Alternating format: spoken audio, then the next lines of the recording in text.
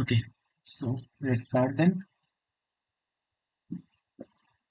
So this is live session 6, where we will discuss on welding metallurgy. Uh, what we will discuss in welding metallurgy during the course, we will try to understand residual stress. What is residual stress? Different kinds of distortion happen during welding. Um, what are the remedies to eliminate those kinds of distortion, residual stresses? We will try to understand solidification concepts, welding microstructure, phase transformation happen during welding. We will also see some kind of crack happen during welding. What are their mechanisms? Those things. And also we'll try to cover up those chemical reactions happen during the welding process, right? So let us start then. This is the first question is something on this basic solidification concept in welding. So initially, again, how I approach is initially we will try to understand the mechanism, the phenomena, the basics of the thing, and then we'll figure out what will be the answer of the question, right? Now, in terms of solidification, if you see, so during solidification of a pure metal, let's say, the solid liquid interface is usually planar. Depending on your temperature gradient, it may happen that the interface deteriorate from that planar interface and making it something different from the planar that I'm coming later. So during the solidification process, usually the interface is planar unless there is severe thermal undercooling is imposed, right? So what happened during the solidification process of an alloy is like, however, that solid liquid interface is planar, it may happen the mode of solidification can be cellular or dendritic depending on your solidification condition, right? Now, why these kind of interface happen like cellular or columnar dendrite or eqx dendrite? So these are different kinds of dendritic structure we can see in the solid liquid interface, right? So at the solid liquid interface, these are different kinds of interface structure. One is this planar structure. Then you have cellular boundary. So these are all in terms of solid liquid interface, right? You have cellular interface. Then you have columnar dendrite. What else we have? We have equiaxed dendrite also, correct? Now, there are two major theories which have been proposed to quantitatively describe this kind of breakdown of a planar solid liquid interface during solidification. So, what are those two theories? One we call it constitutional supercooling, one we call it constitutional supercooling, and another is called interface stability. So, what happened during those two theories? What have been proposed? Now, let us consider let us consider the solidification of alloy of composition C naught. Okay, so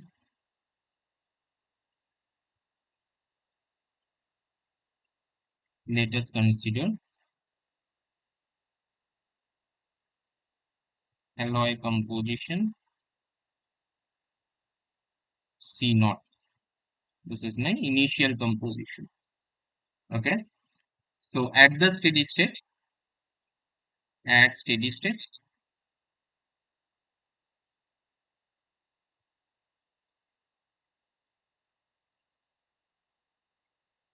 what will happen? There will be this planar interface formation, right?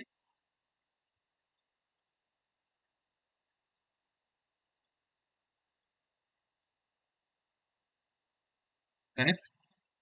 Now, now, so basically, I want to talk on when from the planar interface you will come up with this kind of cellular and columnar dendritic and equivalence dendritic of equivalence dendritic of this solid liquid interface, right? Now, a boundary layer consisting of this liquid phase alone is thermodynamically stable only if the temperature is above the liquidus temperature. Correct? So,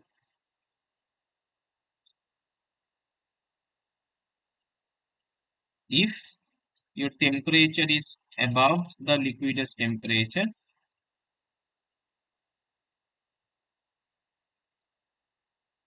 boundary layer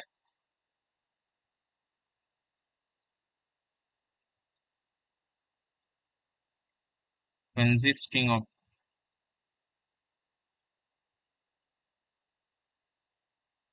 liquid phase alone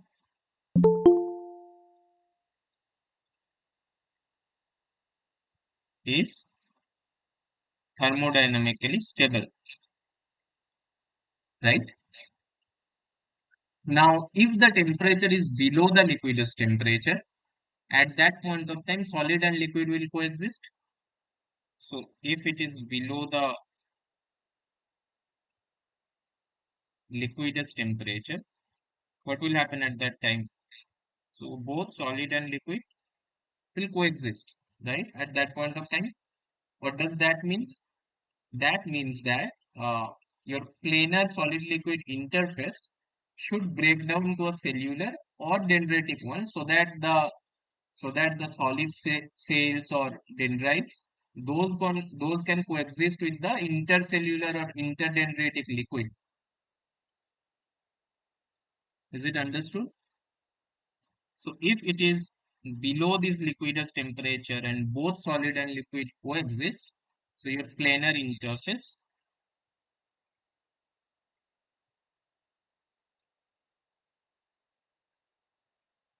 that breaks down to your cellular or dendritic one or dendritic one so that your solid cells or the dendrites those can coexist with the intercellular or interdendritic liquid. Correct. Now the temperature, what is the temperature difference across the boundary layer? So your temperature difference across the boundary layer is your equilibrium freezing range. No? So what is your equilibrium freezing range? My equilibrium freezing range is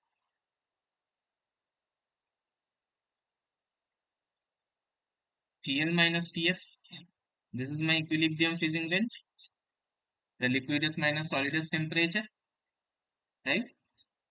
Now, how can we define this thickness of this boundary layer? As I was saying, we can define the thickness of the boundary layer at steady state through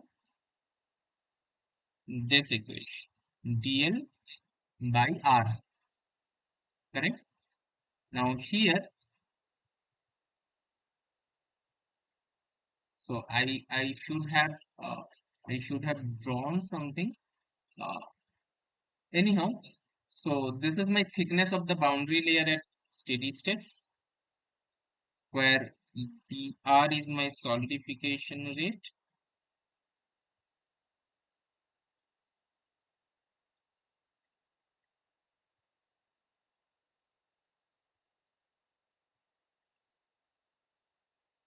R is my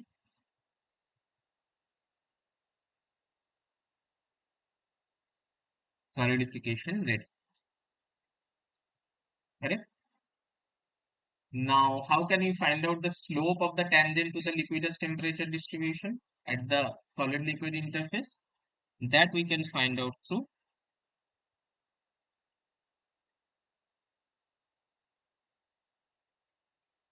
delta T by TL by I. This is my slope of tangent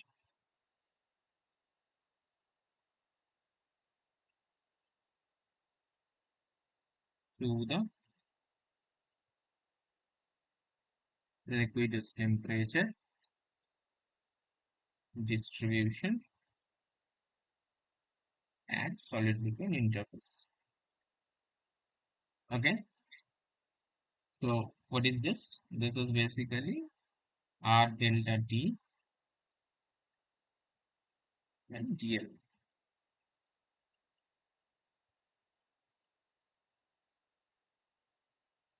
Hmm.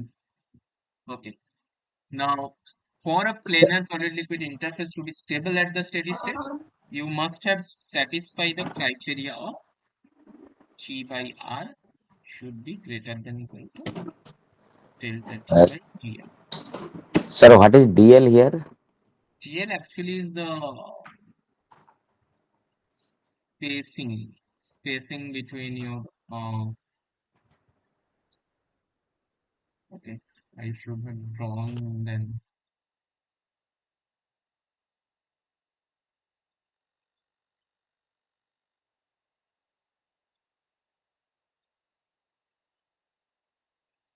Just give me some time.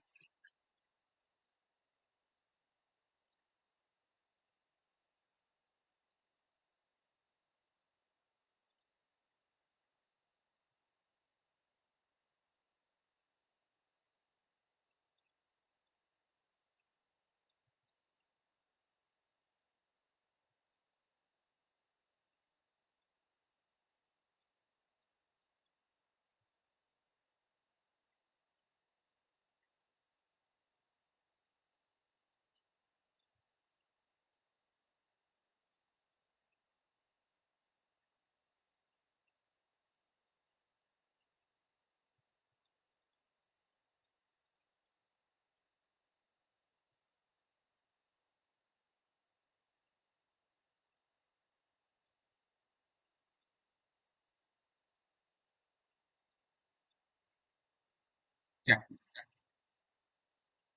So what is DL? TL is basically you can think of in terms of diffusion coefficient at liquid phase by where should I write?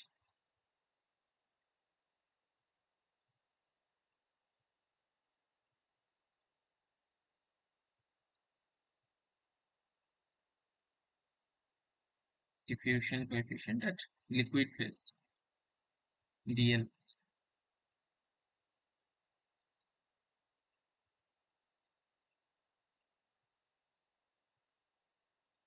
So before these things, there are a lot of derivations coming. Those I'm omitting.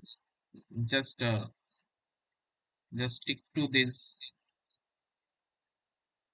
condition of when you will have this planar interface at steady state condition. Okay, so you can think of it in terms of diffusion coefficient of the solute in the liquid phase. So when you are mixing two different atoms, there are solute redistribution, right? So diffusion, there will be some kind of diffusion happening at the interface. Diffusion coefficient of the solute at liquid phase. Hmm? Okay. Okay, sir. Hmm. Now This condition G by R greater than equal to delta T by GL. This is your steady state form of the criteria for a planar growth. If you want to grow at a planar solid liquid interface, these criteria you must have followed. It says that for an alloy to be able to grow with a planar solidification mode, the ratio G by R. What is G? G is temperature gradient, R is solidification rate. G is my temperature gradient.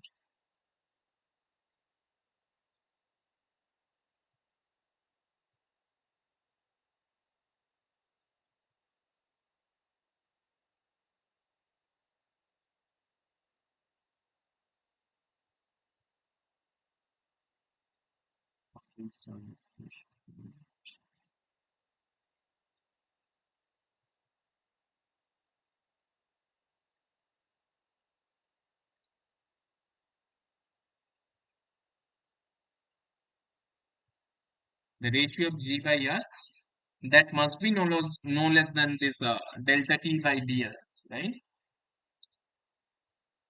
Now, in general, this theory predicts fairly closely the condition required to initiate the breakdown of a planar solid liquid interface actually in alloys. And then, in terms of this cellular and this dendritic microstructure, here I should draw how does this look like. So, let's say this is my solid, this is liquid, and let's say this is at equilibrium. Hmm, so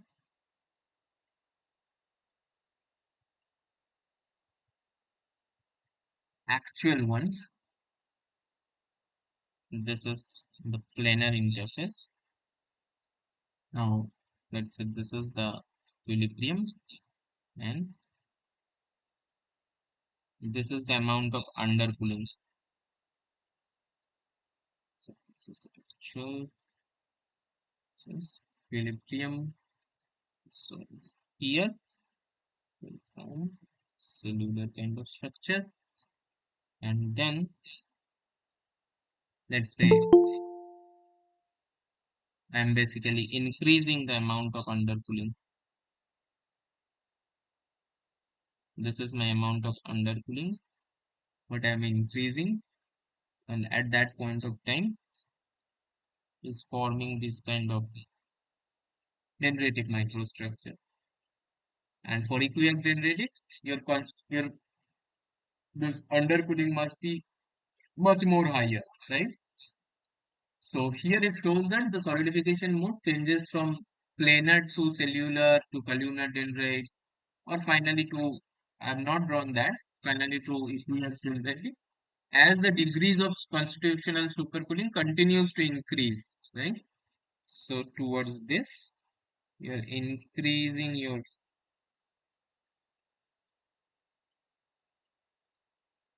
amount of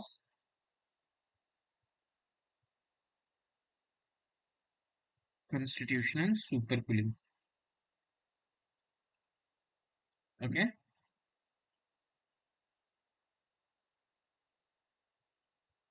Now the region where dendrites and the liquid phase coexist, what what is that called?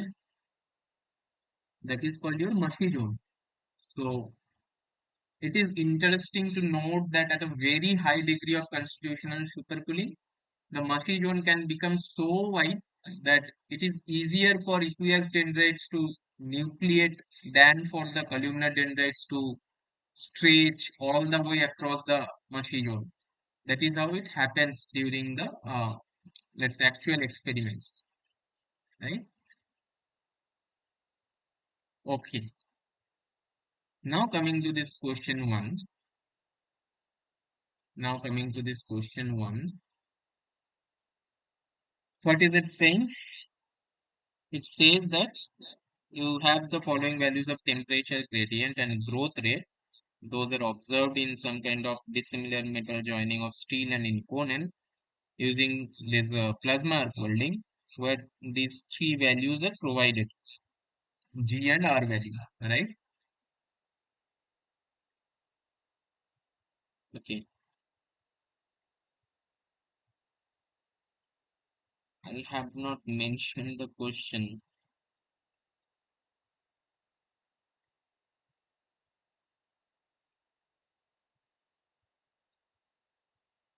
So let us try to understand for which the cooling rate is higher.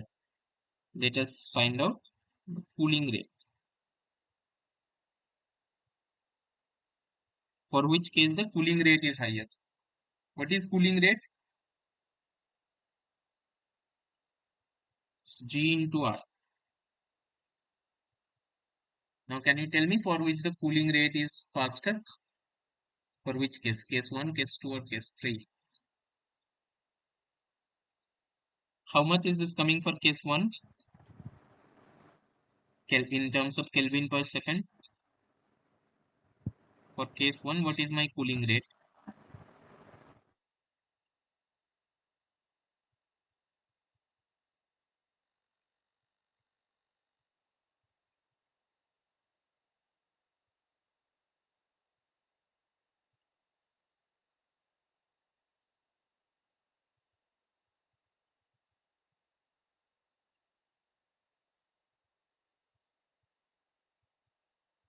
Anybody?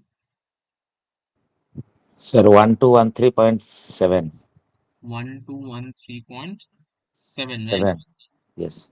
How much is this coming for case 2?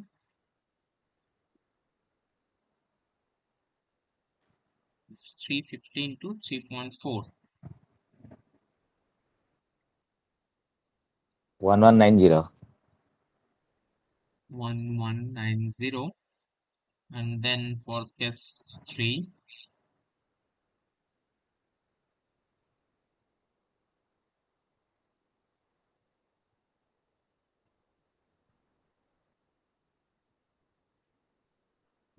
It is 844.4.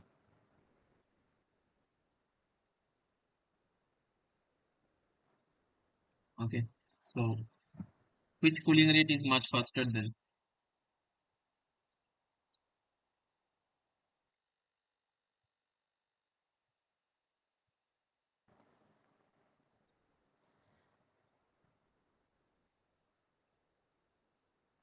First one, sir. Case 1. Mm-hmm. Case 1. Case 1 is much faster than case 2. Then I have case 3. Correct? Yes, sir.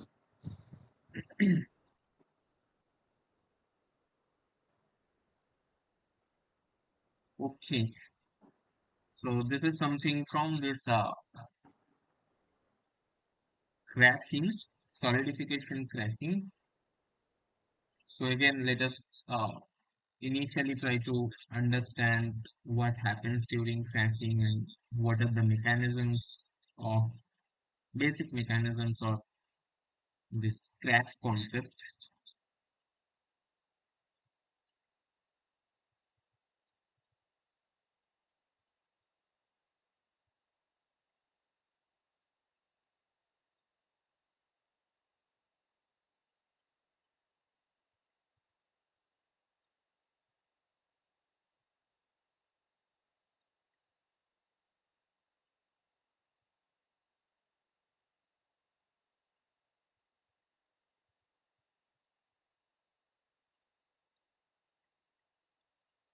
Just wait for some time.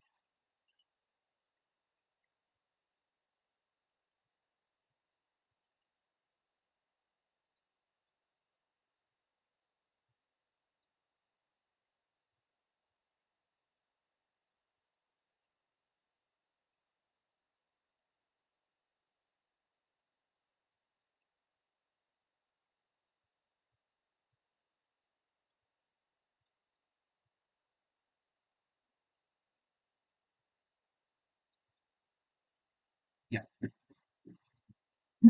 Sorry.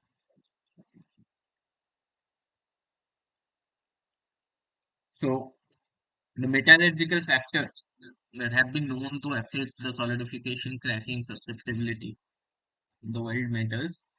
So there are a lot of aspects of why this cracking happen. So among those things, there are this solidification temperature range is one.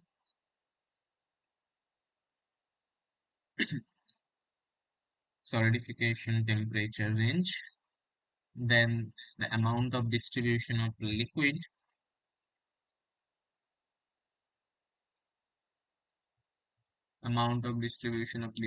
at the terminal stage of solidification. Then you have this primary solidification phase.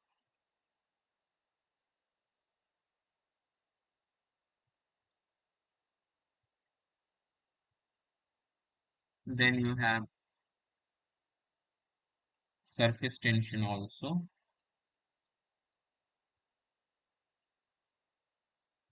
Surface tension of the grain boundary liquid. So these are few of the factors which govern the solidification cracking actually. Now, in terms of solidification temperature range, generally speaking, the wider the solidification temperature range, so the large the solid plus liquid region in the weld metal or the mushy zone. So thus the larger the area that is weak and susceptible to solidification cracking, right? Now the solidification temperature range of an alloy increases as a result of either the presence of some undesirable impurities, there can be sulfur addition or there can be phosphorus addition in steels, uh, and some kind of nickel based alloys or intentionally added some alloying elements, right? Now, what are the effects of sulfur and phosphorus? What happens due to addition of those impurities? Those are known to cause severe solidification cracking in carbon and low alloy steel, even at relatively low concentration. So they have a strong tendency to segregate at the grain boundaries and form some low melting point compound. So if it is reacting with, so if the sulfur and phosphorus is reacting with iron, even at low concentration, so it form iron sulfide, right? So it basically widening the solidification temperature range, and thus in addition, the sulfur and phosphorus can cause severe solidification cracking in nickel based alloys also. Now, just a minute. Yeah. Now, what is the effect of reactions during terminal solidification? So, reaction, especially this eutectic reaction, can often occur during this terminal stage of solidification and extend the solidification temperature range, right? For instance, in aluminum alloys or in super alloys, they extend the solidification temperature range.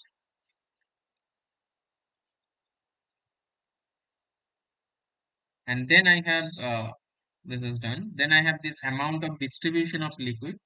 So during the amount of distribution of liquid during terminal solidification, what is happening? So actually in between there are a lot of metallurgical concepts in between. I am omitting a lot of things during explanation. So yeah, okay, fine. So this is my second factor, the amount of distribution of liquid, and then I have my primary solidification part.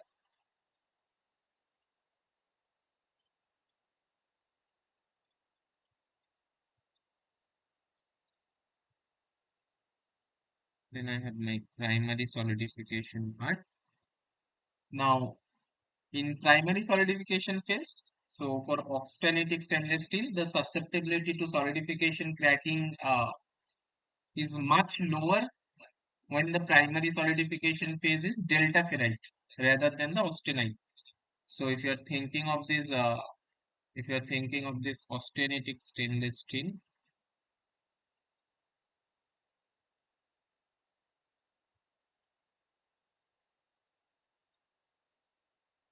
if the primary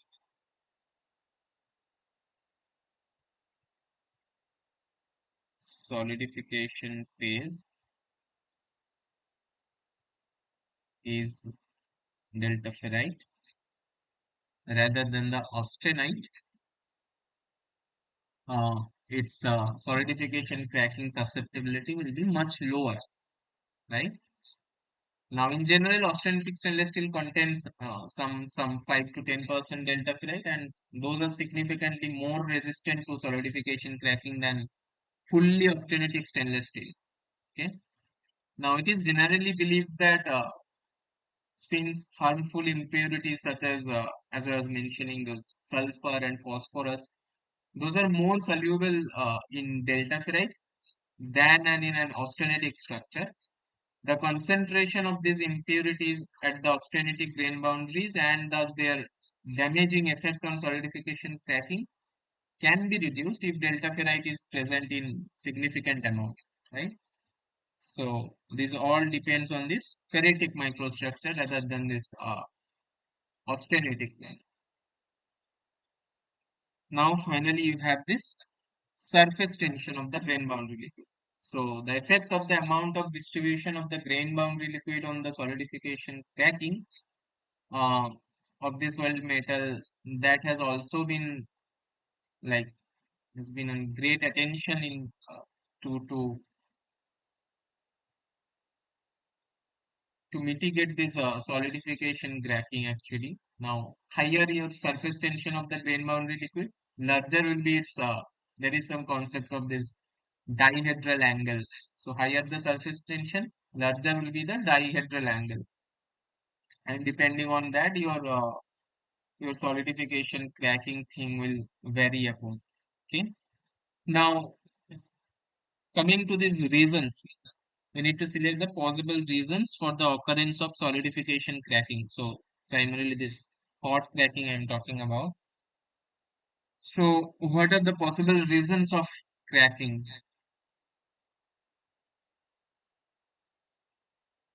Mhm.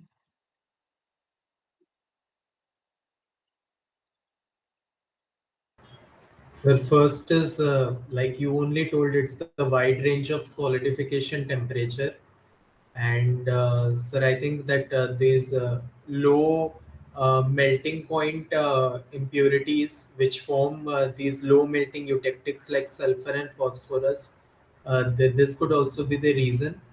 And um, sir, I have a doubt in option one because sir, low ductility of material is like if we have a wide range of solidification temperature, then there will be mushy zone. So like that low ductility due to the formation of that mushy zone. So I don't know if option one will be considered as a reason or not. Yes, you are right. Yes. Uh, this is somehow interrelated. So if you are having this wide range of solidification temperature, of course the material will come to this low ductility range. So all these first three options are possible reasons for this occurrence of solidification cracking. So of course, if your material, so think of in this way. Of course, if your material is brittle in that sense, whenever you are going to some higher temperature range, you'll get some kind of cracking over there, right? Because of uh, because of its thermal expansion coefficient and those things are there. So think you can think of in terms of physics, heat transfer physics also, right? So first three, both all the three options, first three options are correct in this sense. Uh, I had mentioned this wide range of solidification temperature, and those presence of impurity elements are also are coming into picture to occur this solidification cracking. Sir, what about the last one? Presence of a high level of manganese.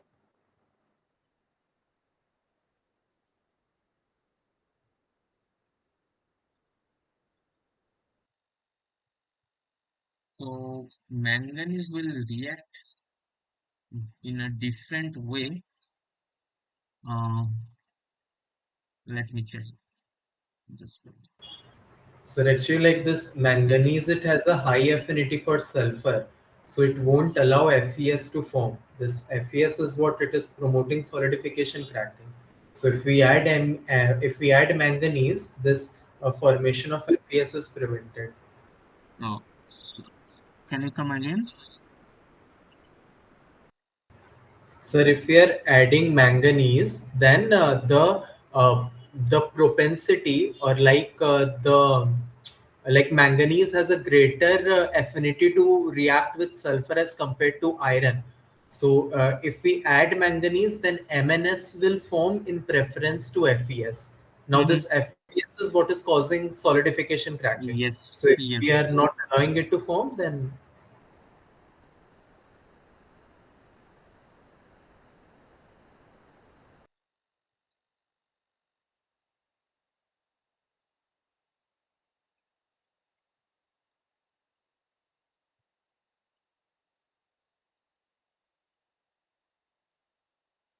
Yeah. Should I move to the next one? Yes, sir.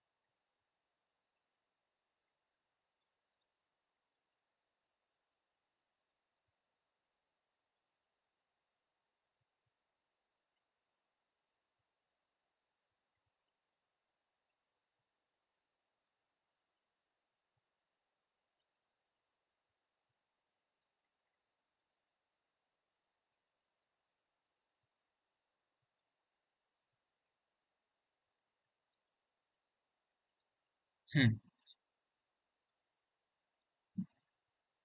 Okay. So this question is something on distortion, but so we will cover up the residual stress part altogether with this distortion part. So we will discuss both residual stress and distortion, some basic mechanisms, and the remedies. How can we eliminate these kinds of things? And then we'll come to the question aspect. Okay. Now, if you are trying to understand the residual stress initially, so let me draw one figure.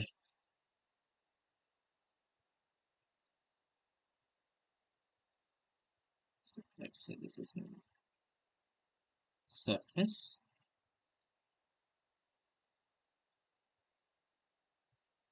This is my welding region, and this is the central axis. This is my AA plane. This is my BB plane. This is my CC plane.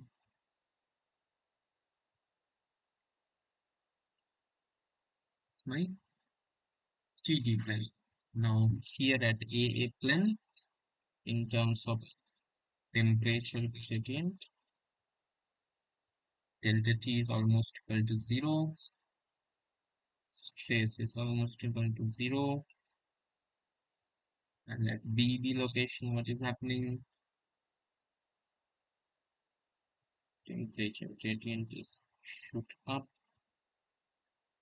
and it is something like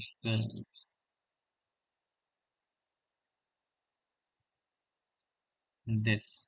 This is my residual stress, right? So this is my tension, this is my compression. And at CC region, a little bit wider and simply more compressive. Something like this. Now, what is happening over here? So this is basically a schematic representation of the temperature change delta T and the stress in the welding direction, right? During the welding process. So here this hatched area, the hatched area is the region where actually the plastic deformation is occurring. So this section AA is ahead of the heat source and is not significantly affected by the heat input, right? So here the temperature change due to welding is essentially zero, correct? Now along section BB, which is intersecting the heat source, the temperature distribution is rather steep. And along section CC, at some distance behind the heat source, the temperature distribution become less steep. And eventually that become uniform along section DD, which I have not drawn. And then consider some thermally induced stress along the longitudinal direction. So let us think of this sigma x, right? Longitudinal direction, right? Now, since section AA is not affected by the heat input, my sigma x is 0, right? Along section BB, sigma x will be close to 0 in the region underneath the heat source. Since the weld pool does not have any strength to support any kind of load, right? And in the region somewhat away from the heat source, the stresses will be compressive, correct? Because the expansion of these areas will be restrained by the surrounding metal of the lower temperatures. True? Now, due to the low yield strength of the high temperature metal, in those areas, sigma x reaches the yield strength of the base metal at corresponding temperatures, right? Just a minute. Yeah. And in the areas further away from the weld, sigma x will be tensile and sigma x is balanced with those compressive stress in areas near the weld, correct? And what is happening along section CC? So along section CC, the weld metal and the adjacent base metal have cooled and hence have some tendency to contract, thus producing the tensile stress. And in the nearby area, sigma x is compressive, correct?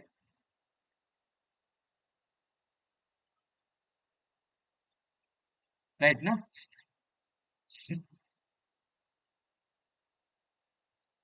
Now, in transverse direction, how will it look like? So,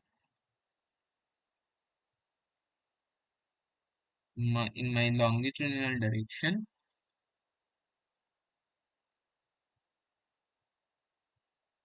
if this is my longitudinal direction,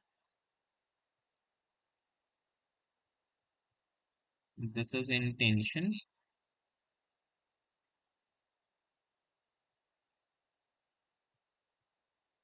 this is in compression. So the residual stress will be somewhat like this, correct? And if we are thinking of the transverse direction, so let's say this was my line, and in this part, this is in tension, this part, this is in compression, and it will follow some curve like this. So here, this is in compression, the hatched area. And this is in tension.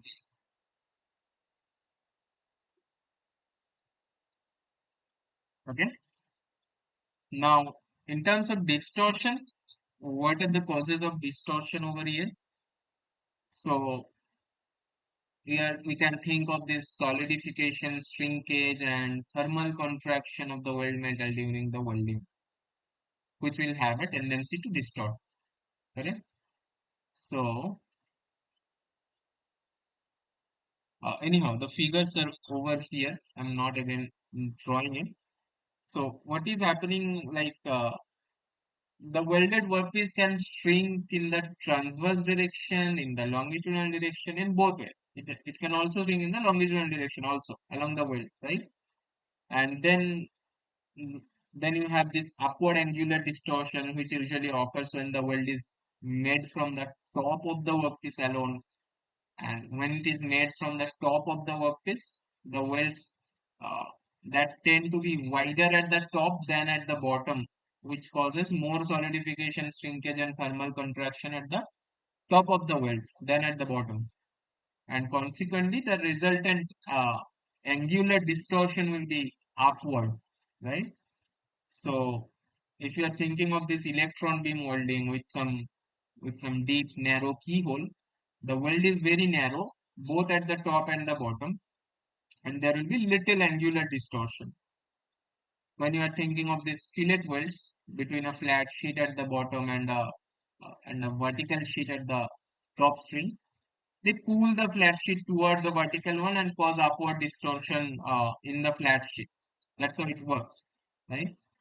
Now, what are the remedies uh, to eliminate these kinds of distortion? So several techniques you can use to reduce this kind of distortion over here. So you can reduce the volume of the weld metal, that can reduce the amount of angular distortion and also the lateral shrinkage. Uh, you can prepare your joint in such a way that you can so basically you can minimize your root pass and reduce the distortion.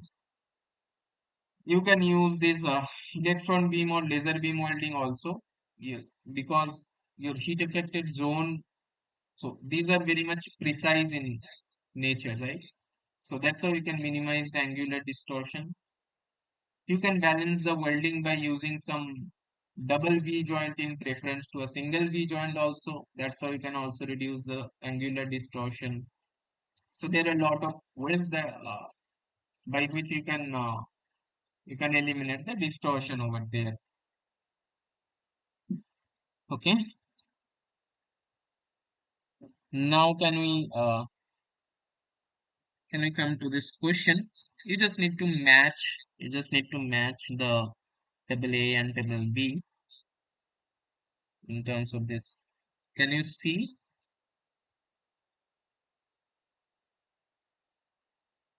So there is this longitudinal bending, transverse bending, longitudinal shrinkage, and transverse shrinkage. This is very simple.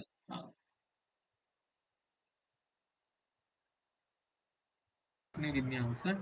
Sir, I think the longitudinal bending will be matched with B4, and the transverse bending will be matched with uh, B3. yeah, yes, sir. And the longitudinal shrinkage will be B2, and the transverse shrinkage will be B1. Correct. Yeah. So which one is this? So A1 to B4, A2 to B3, A3 to B2, A4 to B1. Am I right, right? Yes, sir. Okay.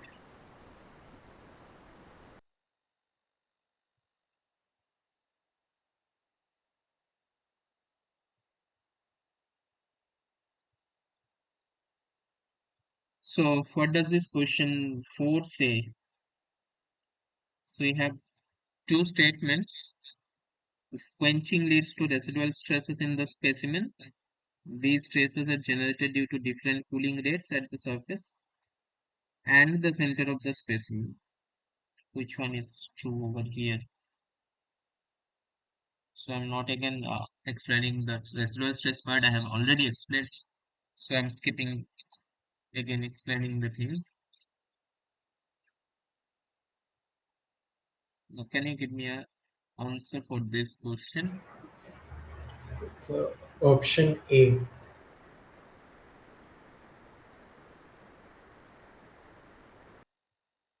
Yeah. So both my statements are correct, right? Your quenching will lead to some residual stress in the specimen, and the stresses are generated due to different cooling rates at the surface and the center of the specimen. You will feel different amounts of cooling rate, whatever you feel at the center and at the surface. So basically, if you have ever done any kind of welding as such, you will see that there will be this bending happening like this longitudinal or transverse, whatever it is, the bending is happening over there. So if you are thinking in terms of physics, so let's say if you're thinking in terms of heat transfer physics, how can you uh, how can you define a thermal stress generating over there? So what is thermal stress? I am not applying any external load. I'm just heating and cooling, and because of that, it is basically forming some bend structure. So that's how laser forming or any kind of forming operation due to application of heating happens, right? So it's alpha into epsilon thermal into del T. Is it not? This is the thermal expansion coefficient. This is my thermal expansion coefficient. है ना? Now, if you let's say this is my bar element, this is some kind of bar element which is fixed at some end, and I'm heating up this material over here. What will happen to this bar element at the free end? It will try to expand, right? And because it is try to expanding over here, it will feel some kind of tensile stresses over there, as simple as that. And at the vicinity of this tensile stress, it will oppose those kind of stresses. Same thing is happening during welding. So if you are thinking of this 2D structure over here, let's say this is my fusion zone. When you are heating up a material, it is expanding over here. When it is expanding, some kind of tensile stresses arising over there, and at the vicinity, at the heat affected region, there will be this compressive stresses. And when you are cooling it, it is trying to shrink, it will feel compressive stress over here. So here it will feel compressive stress, and at the vicinity, here tensile residual stress will be getting generated. So those are trying to stretch the material, and also because of that, those tensile, we call it tensile crack formation. So also because of tensile residual stress, the crack formation happens during any kind of joining operation whenever you are melting and solidification is there.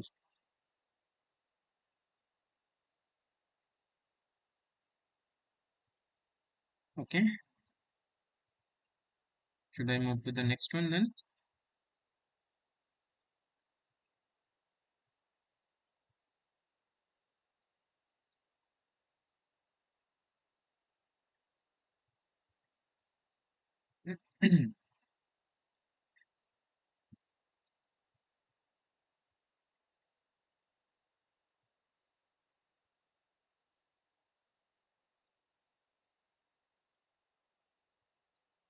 read the question for some time.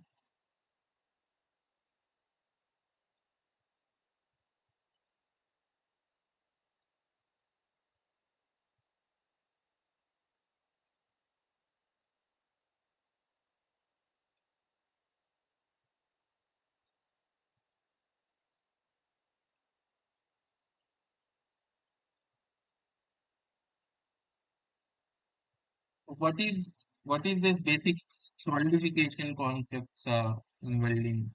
What happens?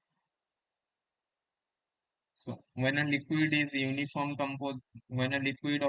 composition solidifies, so the resultant solid that is seldom uniform in composition. If your liquid is of uniform composition, right? And the solute atoms in the liquid are redistributed during solidification, and that redistribution of the solute uh, depends on both thermodynamics, which we call the phase diagram, and also sometimes kinetics also, which is diffusion, the undercooling, fluid flow. Lot of factors are coming in picture during your solute redistribution during the solidification. Now, okay, let me draw something over here. So let us uh, let us draw this portion of a phase diagram near the corner of a pure metal of some melting point, let's say Tn. So I will draw some corner, I mean some partial phase diagram. So this is my solute concentration. This is C. This is my temperature. This is T. And let's assume this is my liquidus line. This is my solidus line. Okay. Liquidus. This is solidus. What is this slope? Slope is less than 0, right? And let us think of this composition of C naught. Fine. And this is my Tm. What is this? This is TL, the temperature at liquidus composition. What is this? This is Ts, correct?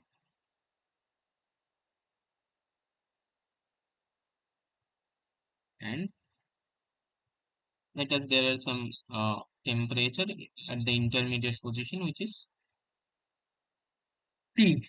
Okay, is my solid plus liquid. Now, as I was saying, this is a portion of a phase diagram of a pure metal whose melting point is Tm. This one that I mentioned. What is AS denoting? AS is my solid phase, Cl is my liquid phase, right? And we are considering over here the solidification of an alloy of initial composition of C naught, right? That is the initial melt composition. The initial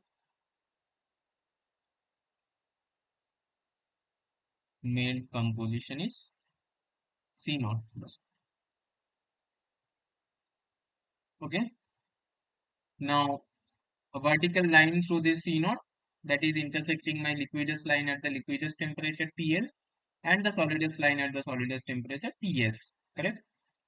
Now we are assuming that undercooling is negligible so that the solid begins to form when the liquid cools to TL, and we are assuming also that the equilibrium between the solid and liquid is maintained at the solid liquid interface throughout the solidification, right?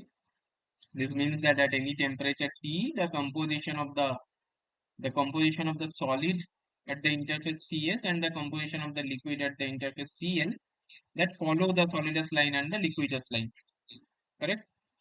Now there is something called equilibrium partition ratio.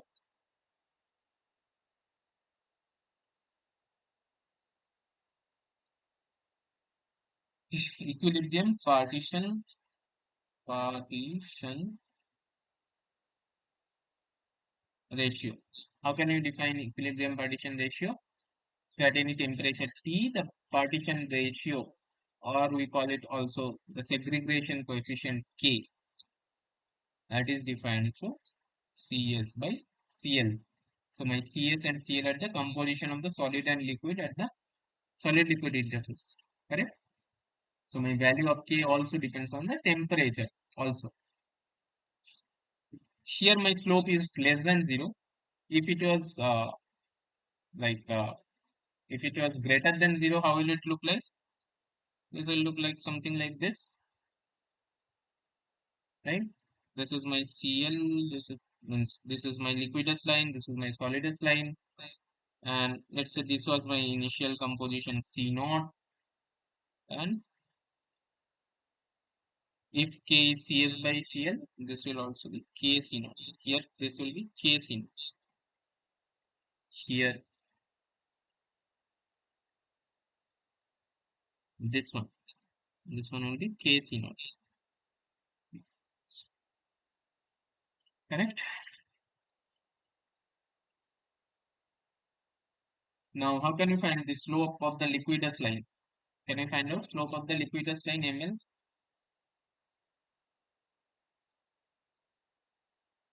Or somehow can we equate this temperature through this slope of the liquidus line? So if the liquidus line is straight at a temperature T, the T temperature can be expressed as Tm plus ml into Cl. So ml is my slope. This is the concentration Cl at that temperature TL, and that's how we can find out T. Correct?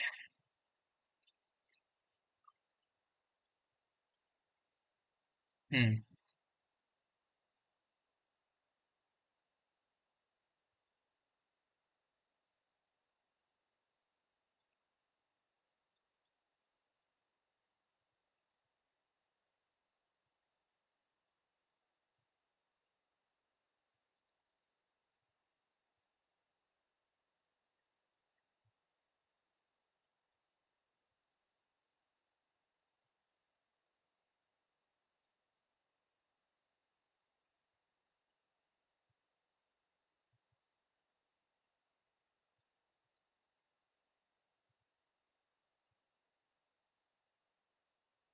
Okay. Now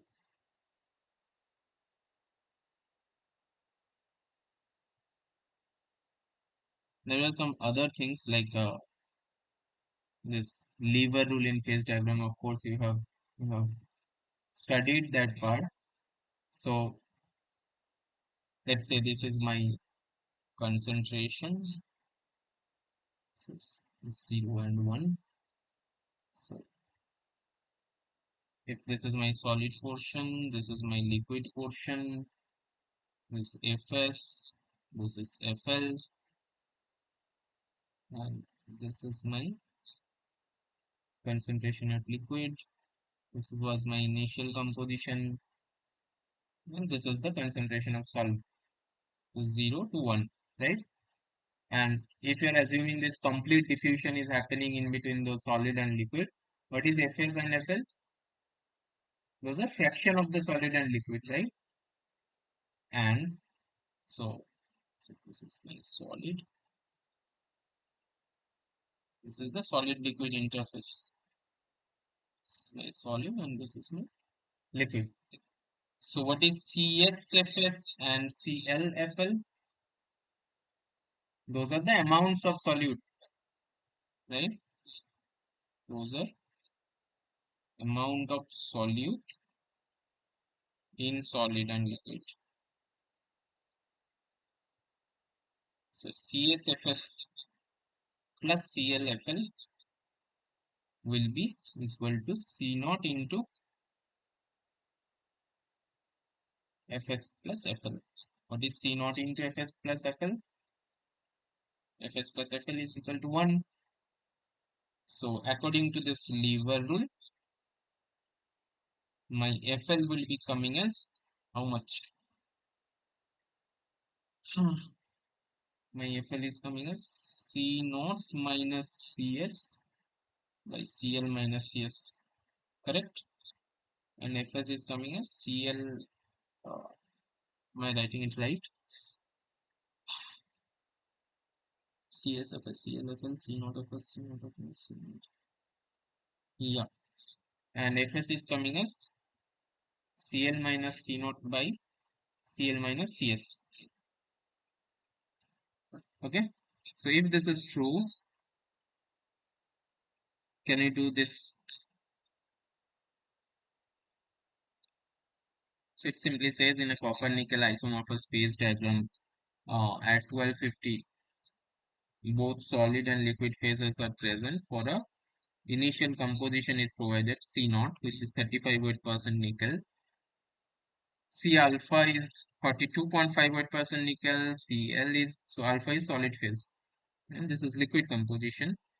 We need to compute the fraction of Fs and Fl. So we just need to follow this lever rule and find out what will be Fs and Fl. Can you quickly do some math?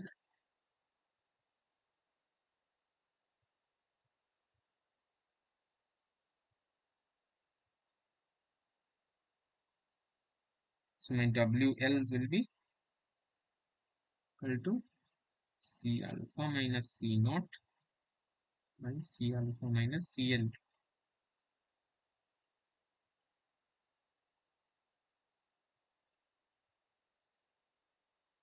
Okay. And my Ws or W alpha C naught minus Cl by C alpha minus Cl.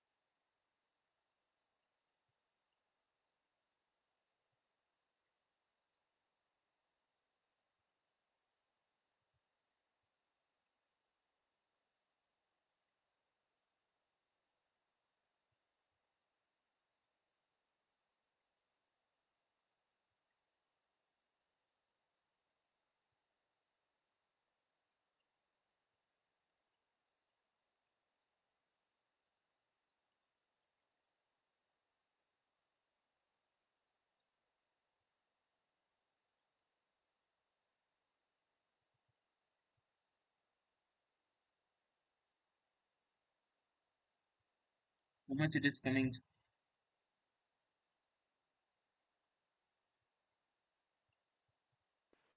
Fast coming 0.68 WL WL? WL comes. Yeah.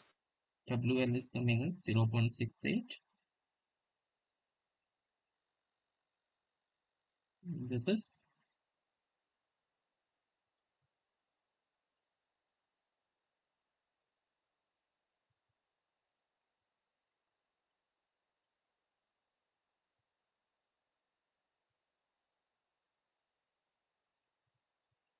should be 1 minus that.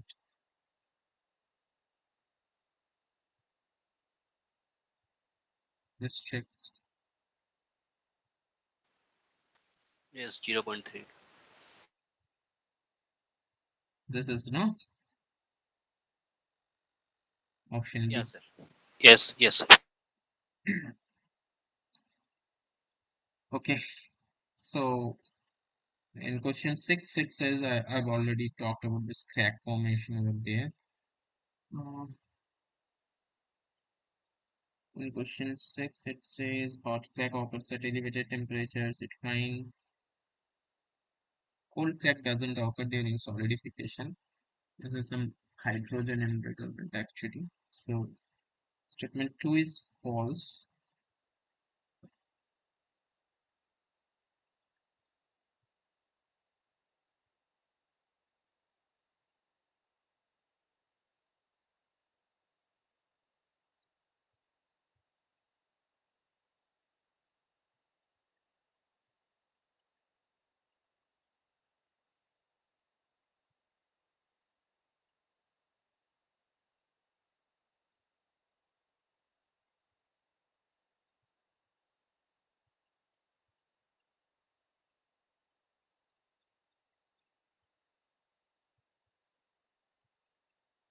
So what happens during this hot cracking or cold cracking, whatever is there?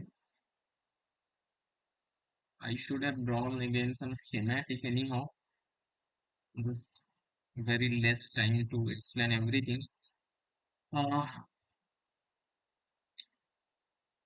so if you think of this partially melted region, so usually this hot cracking occurs in the partially melted region, not in the fusion region. So uh, this partially melted zone is basically weakened by this grain boundary liquefaction, and it cracks when the solidifying weld metal contracts and cools it in that way.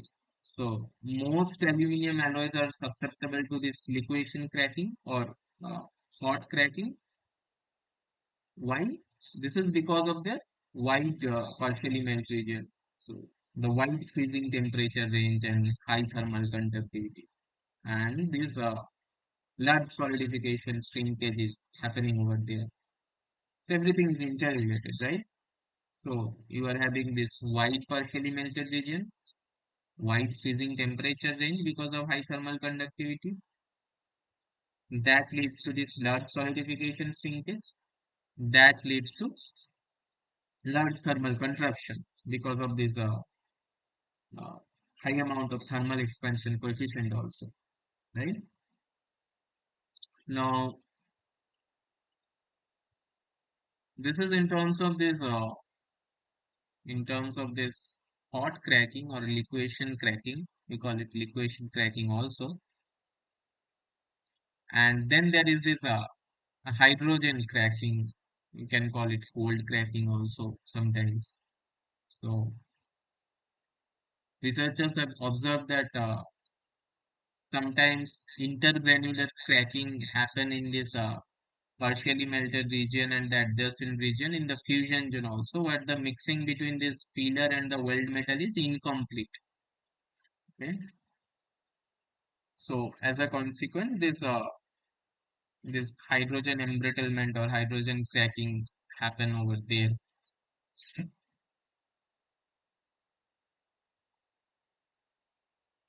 Okay. Come to the question 7. So here we need to evaluate the value of growth rate for some kind of alloy in order to have planar solidification. So we have already discussed on the conditions to be applied for your solid liquid interface to be planar, correct? What is that condition? My condition was G by R should be So greater G than, by R is equal to delta T by dl. yeah. So if this is my condition, we need to evaluate the value of growth rate. So I have this liquidus temperature, I have solidification temperature, I have temperature gradient. Also diffusion coefficient of the solute in the liquid is provided. Can we do a quick So math? do we need to convert this temperature gradient in terms of Kelvin, or like it will remain the same? Uh, it will remain the same. It will remain the same. Uh, Delta T, if this is delta T, yeah, it will remain the same.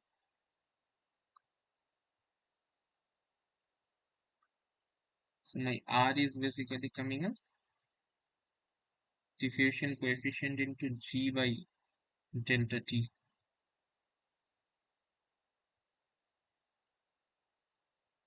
Is 3 into 10 to the power minus 4.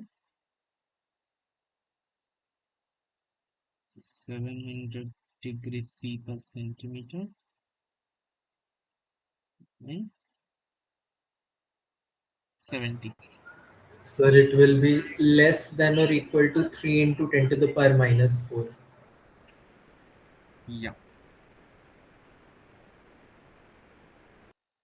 Option A is correct.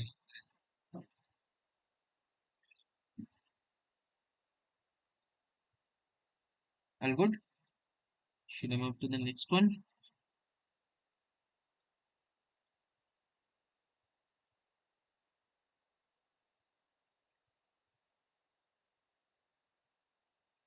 Okay.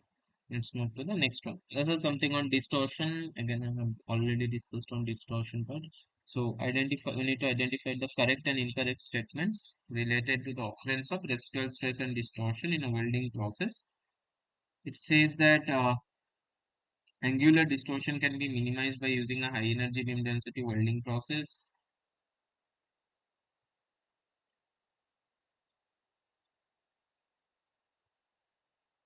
Is this true or false? This is true, right?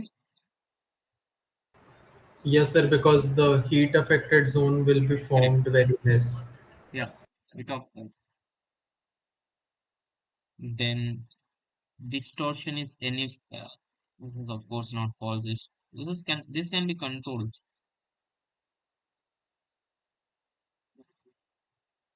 Welding residual stress are caused by differential thermal expansion and contraction of the weld metal. This is true.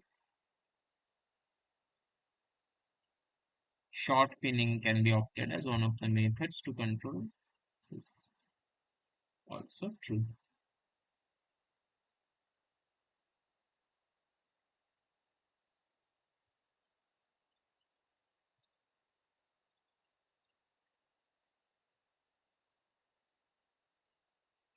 Are you familiar with this short pinning method? We usually do this short pinning to induce some kind of compressive residual stress in some location, or to Sir, but reduce. like the short pinning, it's generally done to what to say, like to prevent that crack from growing, right? How is it controlling residual stresses? So you Like cannot if there short is pin more, during the like process itself, right? So after making some end product, you have to do some kind of striking a surface with some kind of short formation. So this is kind of oh, like even if like you mean to say even if there is residual tensile stresses at the surface, if we do short pinning, we will make it compressive due to okay, this okay, deformation process. yeah, understood, sir. Yeah. So because it strikes a surface with some kind of short formation, like there can be some round metallic or glass or ceramic particles through which we strike the surface, and it's basically a cold working process through which we produce this compressive residual stress and modify that mechanical properties of metals and composites, whatever you are forming, right?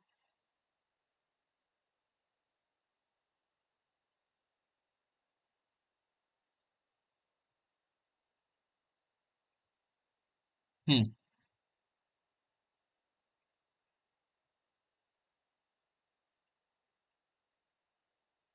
What about this one?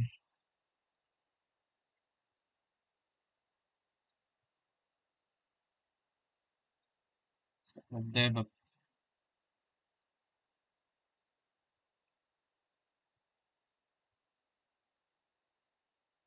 agreed? Actually, this is the same thing I'm talking again and again.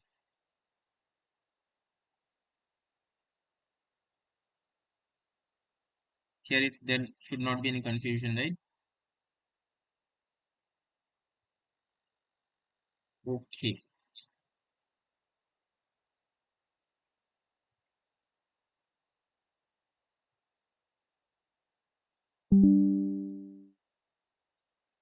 Can I do this math?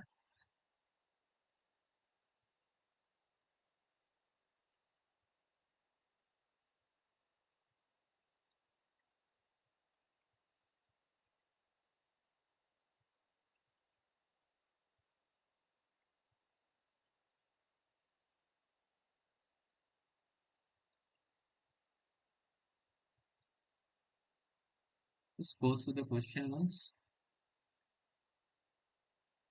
This is same to the earlier one.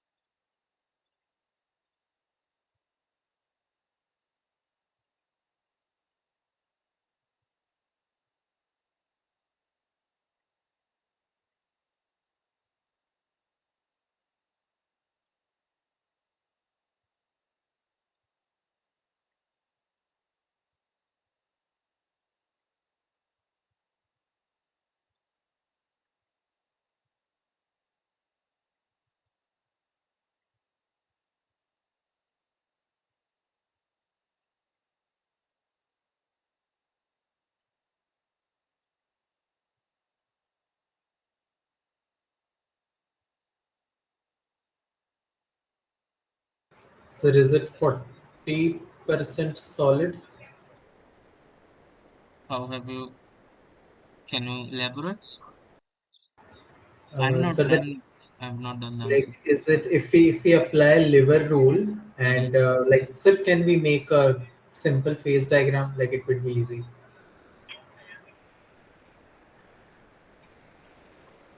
So this is my binary system. Let's say this is my. Yeah. Yes, sir. Sir, no, no. Yeah. Okay. Okay. Okay, sir. Okay, sir. Okay, sir. Is this So, fine? sir, yeah. Okay. So, sir, like, suppose if we have a 40% A at some point, and Yeah. it's saying that like a liquid of 20% A is coexisting with a solid of 70% A. Um, With a solid of 70%. So my CS is 70%. yes. And So actually, I'm getting confused with this 30% B, like this point where it will lie. so if this is my liquidus temperature, if this is my solidus temperature, so let's say at somewhere here, I don't know. This is my this composition 40% A.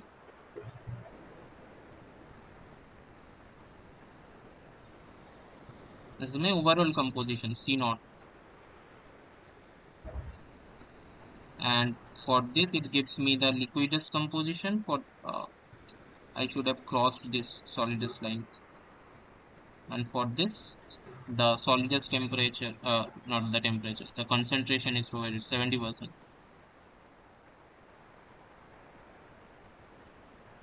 I don't know, sir. I'm getting confused.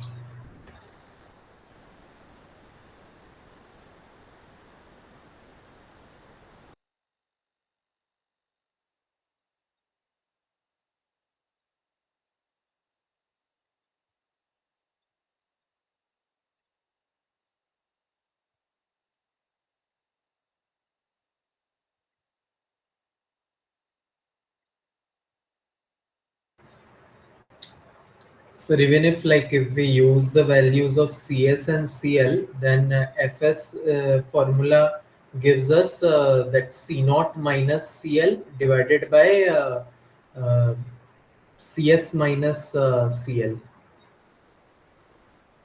Yeah. Mhm. So this will give us 40%.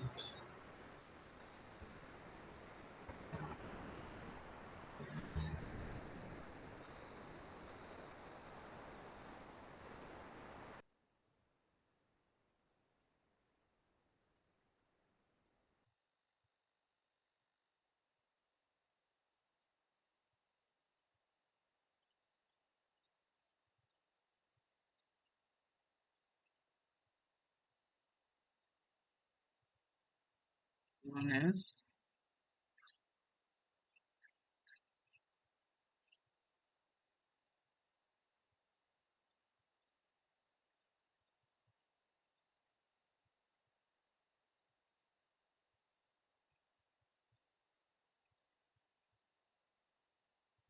so in a binary system of A and B, a liquid of 20% A is coexisting with a solid of 70% A.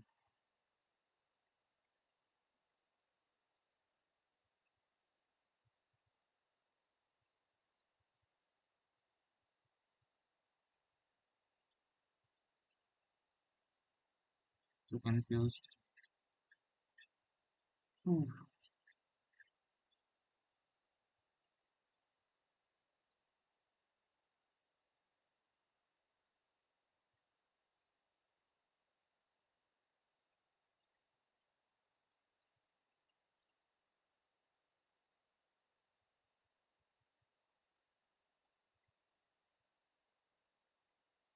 Okay, we'll move to this one later. Let us go through the other questions, then we'll move to this one.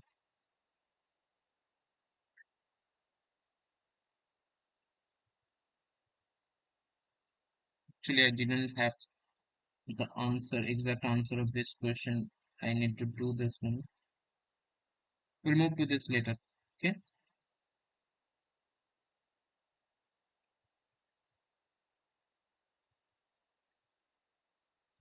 Now, can I do this one?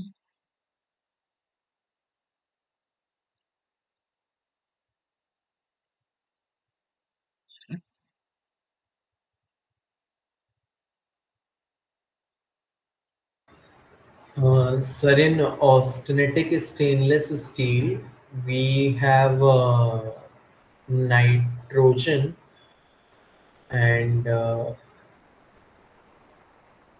like this nitrogen can increase strength but reduce ductility, and Reduce toughness. Yeah.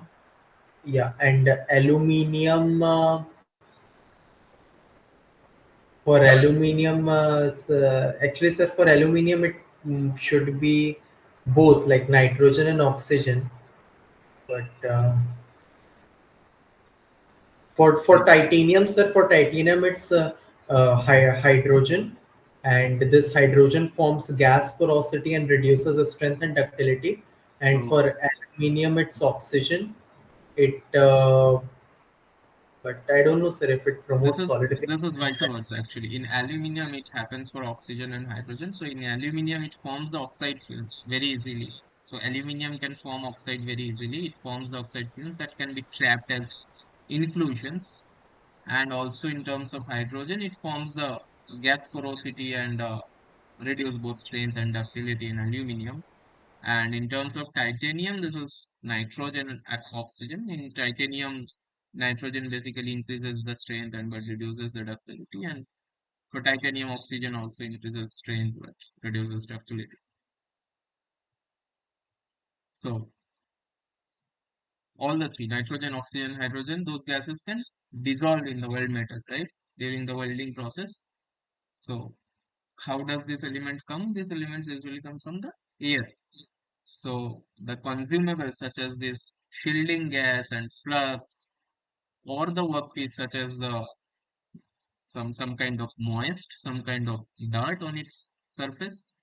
So nitrogen, oxygen, hydrogen, these elements can affect the soundness of the resultant weld, right? So what are the techniques for protection from air?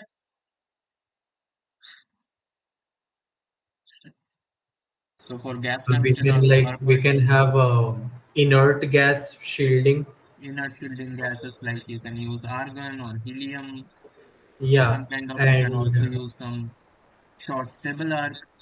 So basically, gas shielding through this torch is sufficient for welding most materials.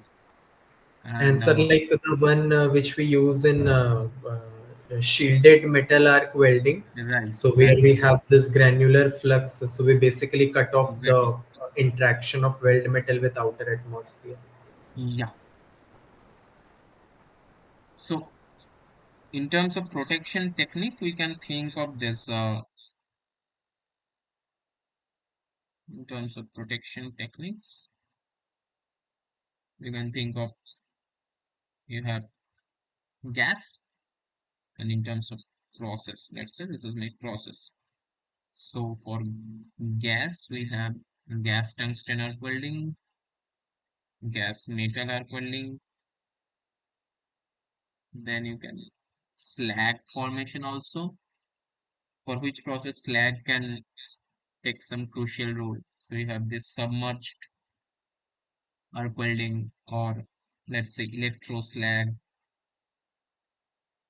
For those process, slag formation can also come into picture, and shielded metal arc also.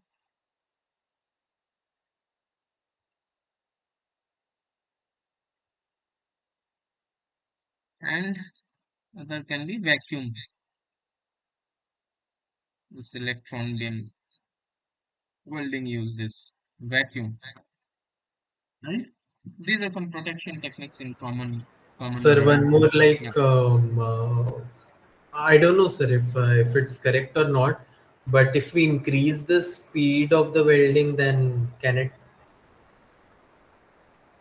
So it depends on your material combination actually. So yes, your welding, if you're increasing your welding speed, the peak temperature or the heat affected zone will be very less. But anyhow, they will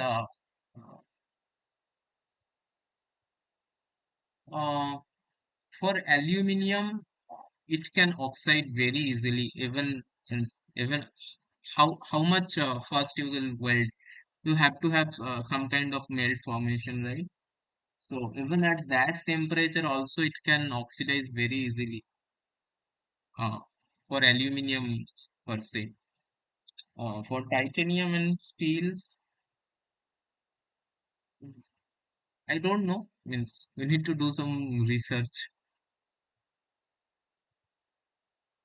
But theoretically, yes. If you're doing your welding, means if your welding speed is very much high, your heat affected zone will be less. Your temperature contour will uh, kind of elongated, and that kind of thing.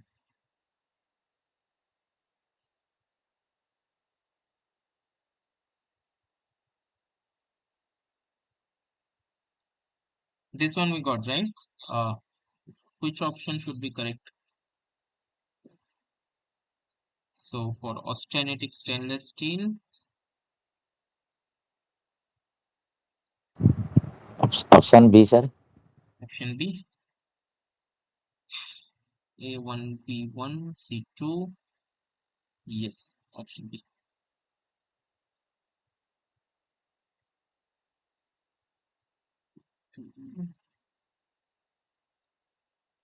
Nitrogen.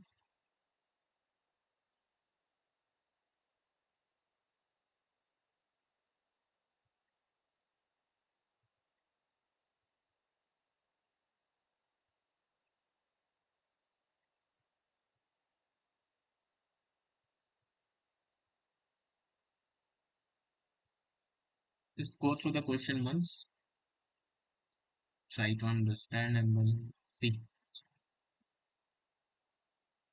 For this one also, I'm not prepared the answer. We'll check.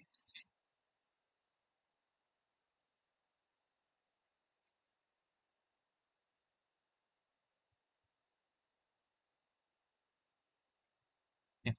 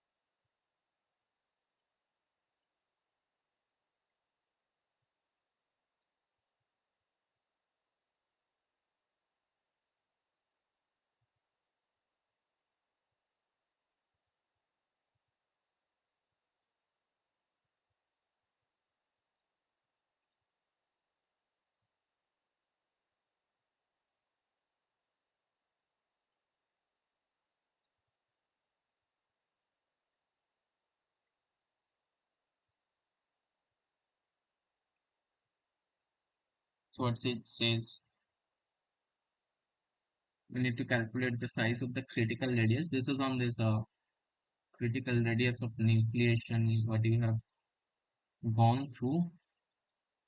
We need to calculate the number of unit cells in the critical nucleus when solid copper forms by homogeneous nucleation. We have the freezing temperature for copper, which is 1085. Is 1085. We have the heat of fusion, 1628 joule per centimeter cube. Uh, we have solid liquid interfacial energy, so this is my gamma, minus 177 into 10 to the minus 7 joule per centimeter square. And what else you have? You have the typical undercooling for homogeneous nucleation, delta T as 236 degrees C. And the lattice parameter is provided for copper. A is equal to 0.3615 nanometer.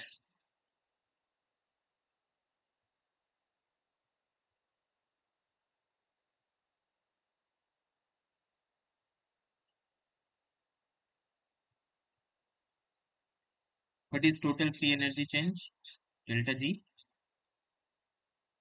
is equal to 4/3 pi r cube into volumetric free energy plus 4 pi r square into surface free energy. This we know, right? So gamma is my specific surface free energy. Now, how can you find out the critical radius of nucleation? We basically differentiate this free energy in terms of with respect to R, right? When R is equal to R naught. And what we find? The critical radius of nucleation is this. So let us start from this term. What is delta G V? This is HF into delta T by Tm. This is my latent heat of fusion. This is my undercooling, and this is the freezing temperature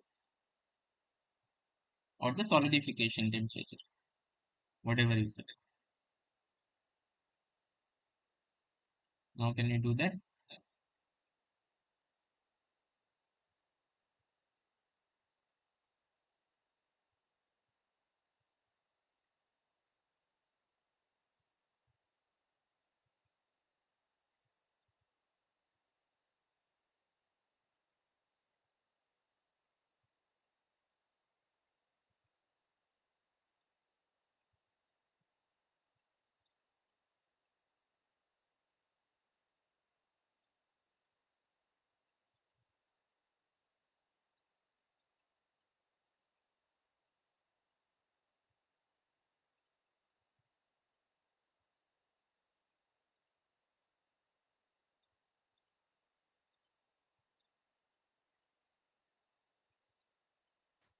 Sir, it comes 354.1.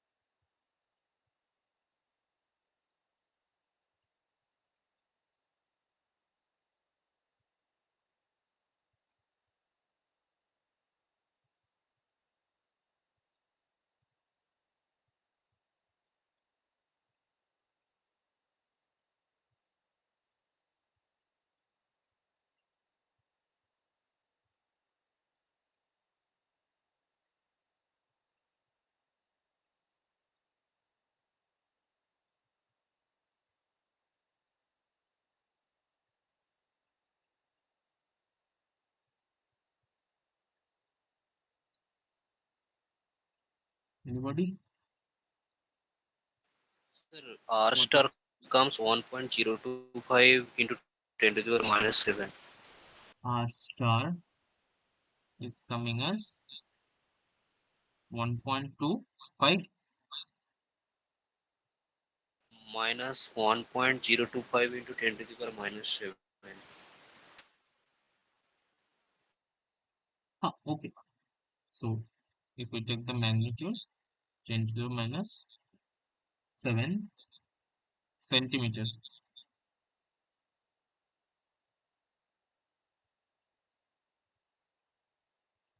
Is this correct?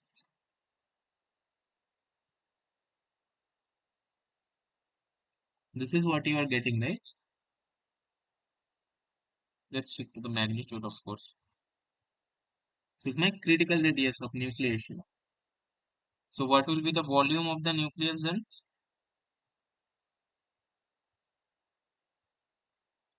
4/3 pi r cube.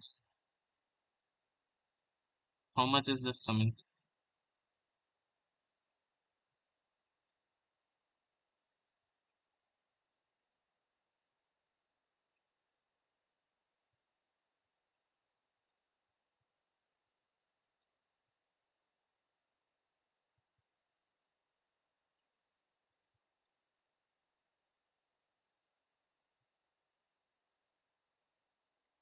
Just check how much is this coming.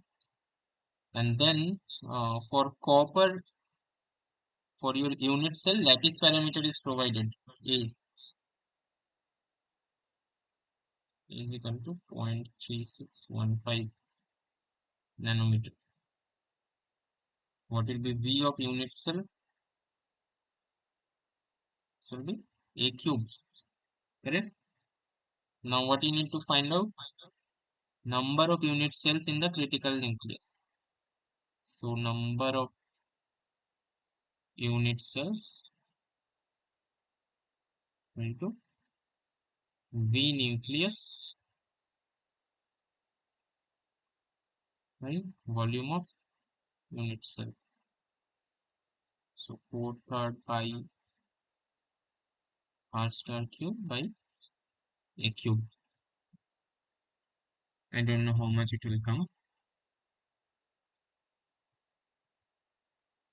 This was the final trick in the question, right?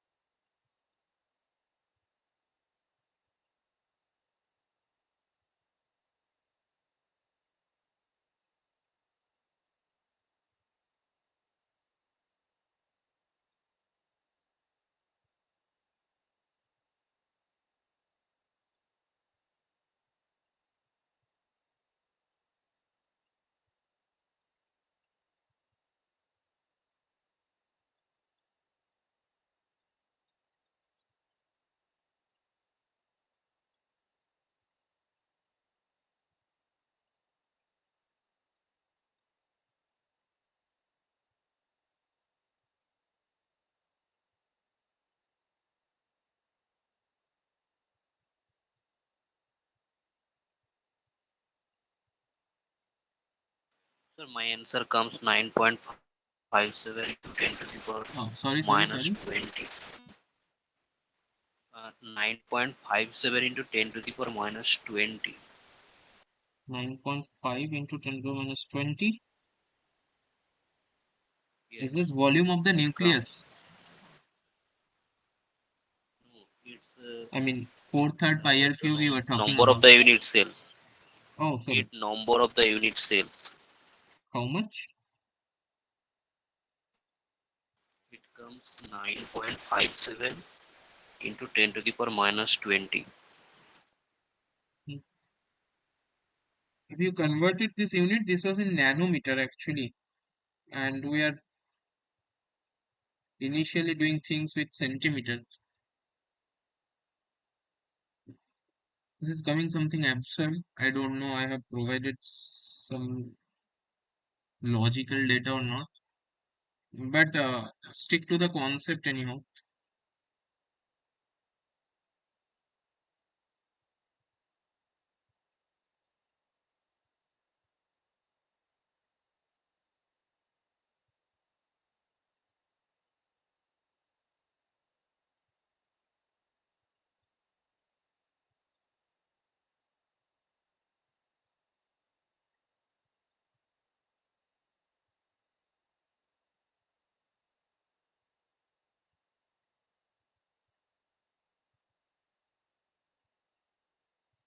Now for this one, what was my fraction of liquid? Determine the fraction of liquid and we need to determine the fraction of solid. Uh, Overall composition having 40% A. So FL is C naught minus CS by CL minus CS. And fraction of solid is C minus C naught CL minus CS. C minus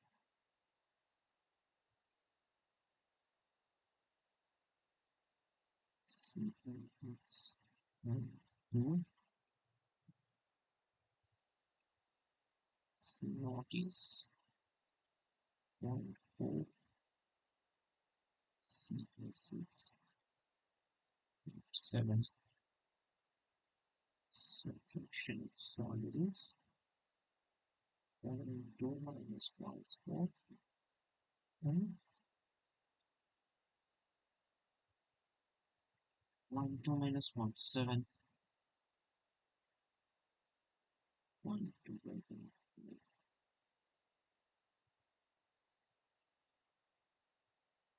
This is what you are talking, right? I don't know. Yeah, this is also coming as 40%.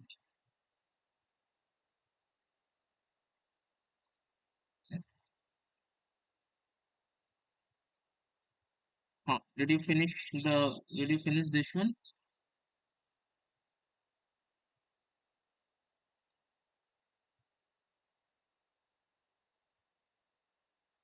Just check with the unit, okay?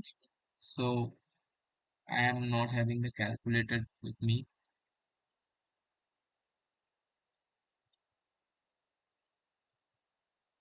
Uh, Finding this critical radius of nucleation is straightforward. This portion, the concept of this portion you have understood. Yes or no? If it is understood, then it's fine.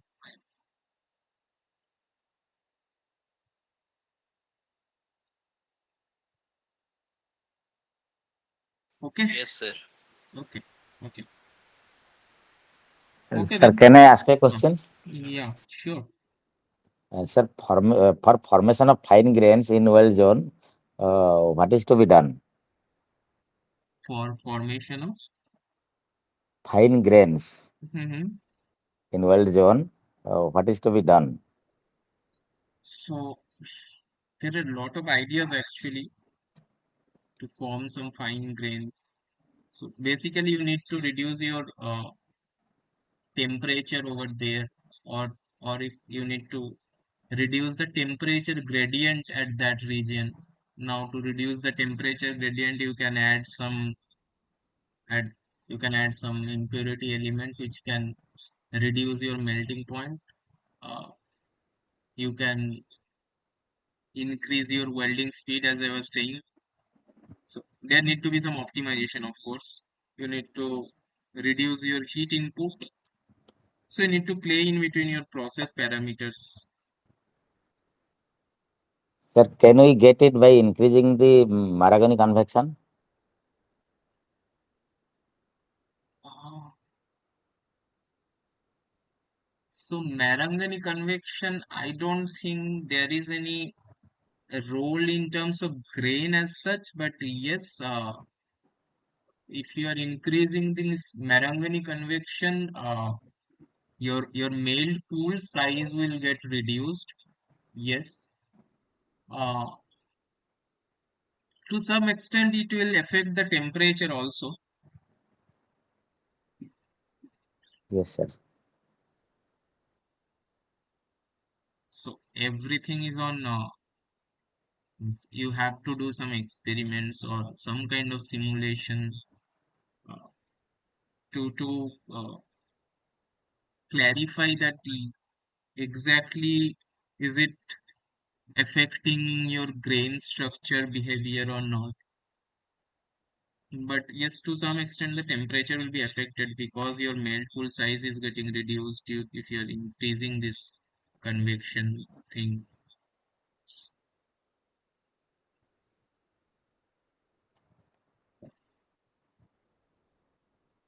Okay, Okay, sir. Thank you.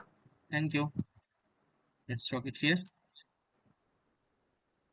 Bye bye. Yes, sir. Bye, sir.